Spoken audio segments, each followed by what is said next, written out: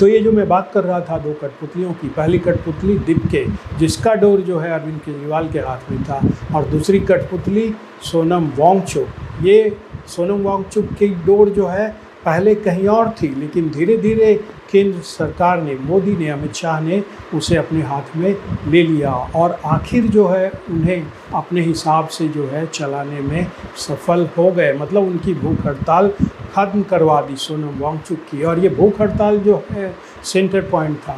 नमस्कार, आपने कठपुतली का नाच देखा होगा। पहले ये गांव में दिखाया जाता था, दिखता था, और बाद में फिर हम लोगों के समय में स्कूलों में कभी कभी ख़ास मौके पर दिखाया जाता था। उसमें होता ये था कि कठपुतलियाँ जो है मंच पर आकर जो है एक तरह से समझिए कि वो नृत्य कहती थी या कोई संवाद करती थी। उसमें मादा कठपुतलियाँ भी होती थी और नर कठपुतली, मतलब पुरुष कठपुतली भी होते थे और जो महिला कठपुतली हैं वो भी होते थे। उनके अलग अलग जो है रूप होते थे, अलग अलग लिबास में ये कठपुतलियाँ आती थी और मंच पर आकर जो है वो एक तरह से संवाद करती थी। कहानी होती थी उसके पीछे, उसी कहानी के हिसाब से संवाद वो कठपुतलियाँ एक दूसरे के साथ करती थी अपने हाव भाव से।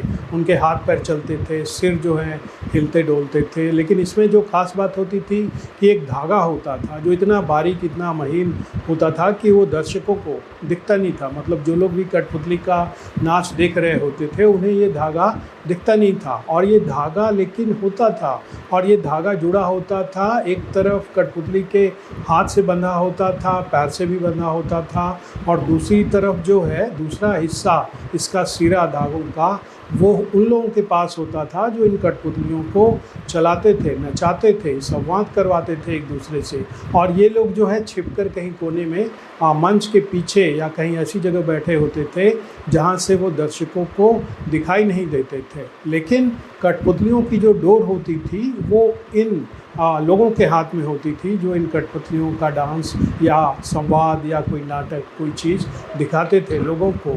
लोगों को लगता था कि ये कठपुतलियाँ खुद बोल रही हैं, खुद जो है संवाद कर रही हैं एक दूसरे से, क्योंकि इन्हें चलाने वाले जो थे वो दिखते नहीं थे और जो धागा था वो दृश्य होता था। ये कठपुतलियों की बात मैं इसलिए कर रहा हूँ क्योंकि दिल्ली में जो जंतर मंतर पर ये छात्र आंदोलन, कहा जा रहा है कि ये छात्र आंदोलन है, चल रहा है, नीट पेपर लीक के विरोध के नाम पर जो ये खड़ा हुआ है ये आंदोलन, और वो जो जारी है अराजक भीड़ की शक्ल में, उसमें जो है कई कठपुतलियाँ हैं। अगर आप ध्यान दें तो इसमें आपको कई कठपुतलियाँ जो हैं दिख जाएंगी। तो पहला जो ये कठपुतली था ये तो खुद अभिजीत दीपके है जो 6 जून को मेरे ख्याल से जो है जंतर मंतर पर बैठा था, और इसकी जो डोर है वो है अरविंद केजरीवाल के हाथ में, क्योंकि अरविंद केजरीवाल का ही ये चेला है जो जैसा कि अखबारों में, मीडिया में छप चुका है। ये अभिजीत दीपके रहता है बॉस्टन में, अमेरिका में, और फिर अचानक एक दिन जो है दिल्ली पहुंचता है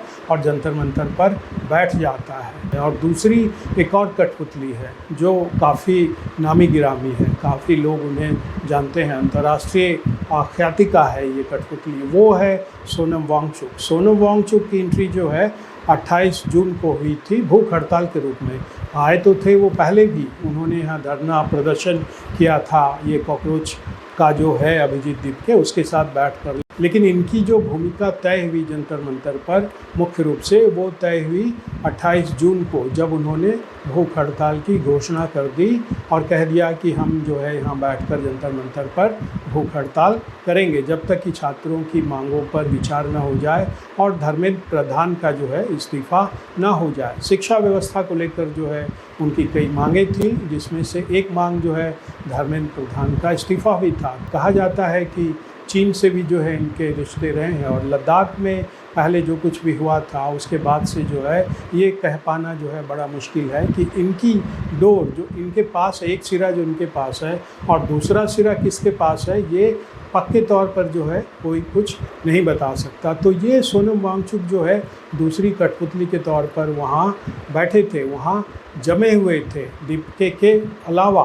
तो इन दो कठपुतलियों ने जंतर मंतर पर ऐसा खेल दिखाया कि ये खेल जो है देश के लिए खतरनाक बन गया, दिल्ली के लिए खतरनाक बन गया, समझिए कि देश की सुरक्षा के लिए जो है खतरनाक बन गया। और मैंने देखा है कि कैसे जनपद पर, कैसे टॉलस्टॉय मार्ग पर, कैसे पार्लियामेंट स्ट्रीट पर, कैसे जो है कनॉट प्लेस पर जो ये LIC का बिल्डिंग है वहाँ मतलब एक तरफ से समझिए कि ये संसद के 2-3 किलोमीटर का जो ये दायरा है चारों तरफ, वहाँ कैसे हर सड़क पर जो है ये जमा थी, अराजक भीड़ कहना चाहिए, वो जमा थी। और इसमें कौन कौन लोग थे इसके बारे में मैं आपको आगे बताऊंगा। लेकिन इन दो कठपुतलियों ने वहाँ जो खेल दिखाया, तमाशा दिखाया, उसकी वजह से जो है वहाँ भीड़ ऐसी जुटी कि जो है भारत सरकार की नाक में इसने दम कर दिया, दिल्ली वालों की नाक में दम कर दिया। लोगों की सुरक्षा पर जो है ख़तरा पेश आने लगा, मंडराने लगा।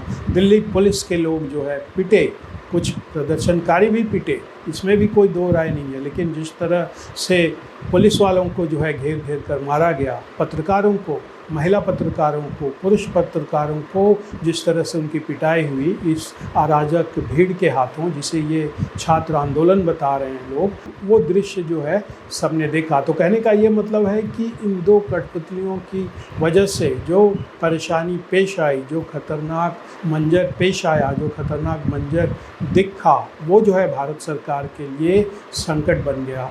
उसके बाद फिर जो है प्रधानमंत्री मोदी ने जो है मोर्चा संभाला और ये जो कठपुतली सोनम वांगचुक है, इसकी डोर जो है केंद्र सरकार ने, मोदी ने, अमित शाह ने अपने हाथ में ले ली। और इसका सिलसिला शुरू हुआ 18 जुलाई से, जब दिल्ली पुलिस अचानक जंतर मंतर पर पहुंची और दिल्ली पुलिस ने जो है सोनम वांगचुक को वहां से उठा लिया और उन्हें उठाकर जो है सफदरजंग अस्पताल ले गई। बाद में फिर सोनम वांगचुक और उनकी पत्नी ने कहा कि हमें सरकारी डॉक्टर पर भरोसा नहीं है, सरकार पर एक तरह से भरोसा नहीं है, और फिर जो है उन्हें शिफ्ट किया गया गुड़गांव के मेदांता में।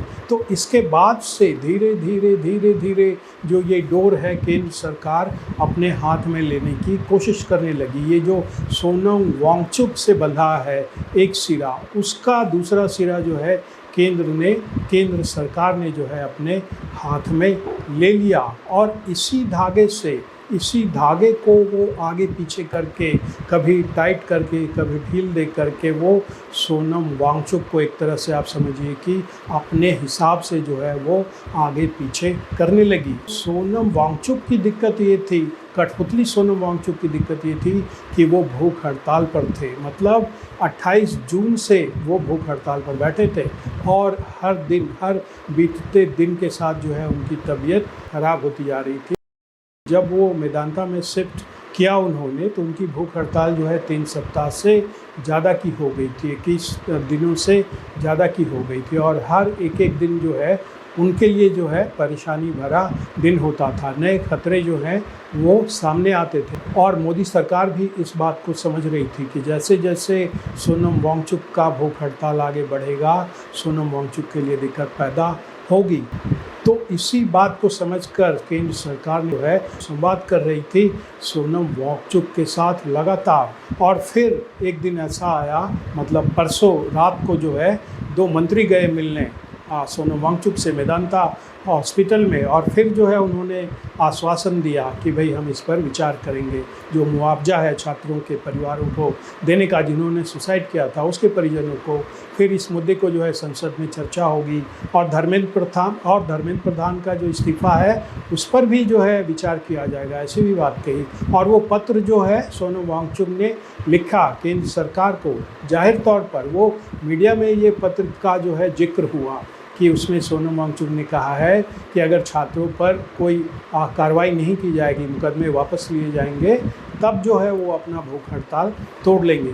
तो इस धागे को केंद्र सरकार, मोदी सरकार ने बड़ी सावधानी से पकड़ा हुआ था और वो अपने हिसाब से आगे पीछे कर रही थी। और फिर कल रात 12:30 बजे सोनम वांगचुक ने अपना हड़ताल तोड़ दिया। जो केंद्रीय मंत्री हैं जेपी नड्डा, उन्होंने जो है जूस पिलाकर सोनम वांगचुक का हड़ताल खत्म किया। तो ये जो मैं बात कर रहा था 2 कठपुतलियों की, पहली कठपुतली दीप्के, जिसका डोर जो है अरविंद केजरीवाल के हाथ में था, और दूसरी कठपुतली सोनम वांगचुक। ये सोनम वांगचुक की डोर जो है पहले कहीं और थी, लेकिन धीरे धीरे केंद्र सरकार ने, मोदी ने, अमित शाह ने उसे अपने हाथ में ले लिया और आखिर जो है उन्हें अपने हिसाब से जो है चलाने में सफल हो गए। मतलब उनकी भूख हड़ताल ख़त्म करवा दी सोनम वांगचुक की। और ये भूख हड़ताल जो है सेंटर पॉइंट था। तो अब देखते हैं यहाँ से आगे सोनम वांगचुक कहाँ जाते हैं और केंद्र सरकार जो है क्या रुख इस पर अख्तियार करती है। तो आज के एपिसोड में इतना ही। आपसे अनुरोध है कि इस चैनल के वीडियो को देखें, लाइक करें, शेयर करें और चैनल को सब्सक्राइब करें। अब हमें आज्ञा दीजिए। नमस्कार।